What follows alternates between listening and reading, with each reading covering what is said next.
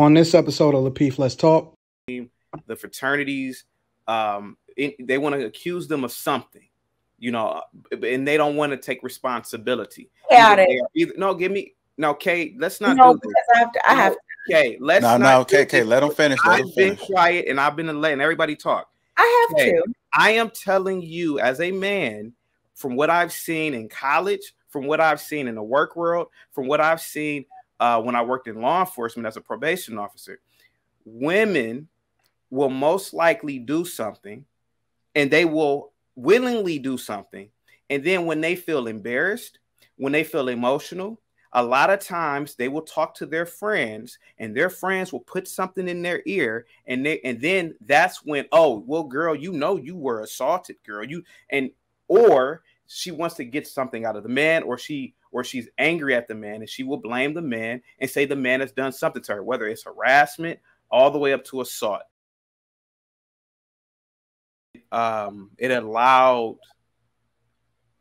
women who were not victims, which is probably 90% of the women who had the hashtag proclamation, to it empowered them to further their lies, their deceptions, their deceit, to manufacture events that necessarily didn't happen, all because of emotion, because of some subterfuge to gain something, etc. And I can give you example after example. And what it also did was it created a barrier for men and women, where to the point where even President Biden said, hey, I don't even have meetings with women alone anymore. And so what it did is it created hostility, where once men felt comfortable taking elevators with women, even walking past a woman, men now avoid certain situations with, even to this day, I know I do it with strange women. Even me personally, if I'm at a shopping store, I will go to the aisle with the old woman who's 80 years old before I go to the aisle with the 24-year-old girl, because this girl, in her mind, she thinks every man is a rapist. Every man is going to sexually assault her. Watch that word. Great. Sorry, great. Oh, sorry. And so the Me Too movement is a very destructive movement, in my opinion, in my perspective. And it'll even allow me to be even aware, because this, again, me avoiding certain cashiers, it probably has kept even me safe, because you never know, when you leave out, that girl could say, he looked at me weird. I think he was thinking of something. And so that's the hostility that has been created because of the Me Too movement. That's just my opinion. I'll leave it to the rest of the panel. I'm about to put you in timeout for using that R word for a second, sir. Sorry. You avoid certain cashiers? I beg your pardon, Anton? I said you avoid certain cashiers? Anton, I try my best now, because of the Me Too movement, to avoid any interaction with any female that I do not know when I'm out in public, because the Me Too movement is a movement that literally is destroying the lives of men, and innocent men. And that interaction with the cashier, that could be a life or death, an imprisonment interaction. That girl probably is mentally ill, and these hashtag movements and social media have created an atmosphere where this girl can say, he looked at me weird. I think he harassed me. I'm going to complain about that guy. And the next time he comes in, watch out for that guy. These things happen. And I'm telling you, it's to the point where, again, even President Biden himself said, listen, I don't have meetings with women alone anymore. And this is the president of the United States of America. And he's a liberal. Yeah. So I go to the old lady. I try to find an old, decrepit lady sometimes. Okay, that lady's about 70. She ain't about to accuse me of nothing, or accuse any man of nothing. Gotcha. Yeah. Mm-hmm. Yeah, I got you. Go ahead, Kay. I know you was trying to get in this. Chaotic. Do you think? Wait, is there an echo? It was an echo. Oh. Chaotic. Do you think that more men are falsely accused versus women who are just not reporting?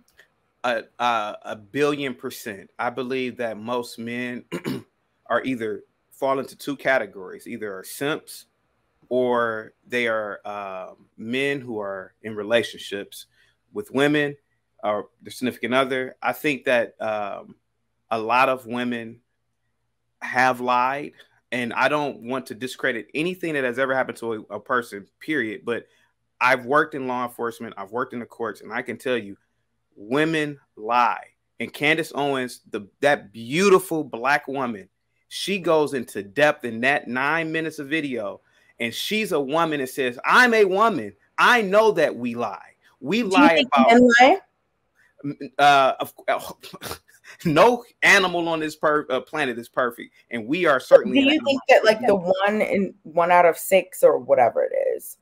I believe that a lot of these cases, these very famous cases, the majority of these cases are false. Listen, let's not talk about the famous. Okay, just in general, do you think that women in general are lying when they say they've been like assaulted? I believe that there are unique situations. Each situation is unique. I believe that there are facts and evidence that should be looked at. And I don't believe that most women are randomly walking down the street and something has happened to them. I just don't believe that.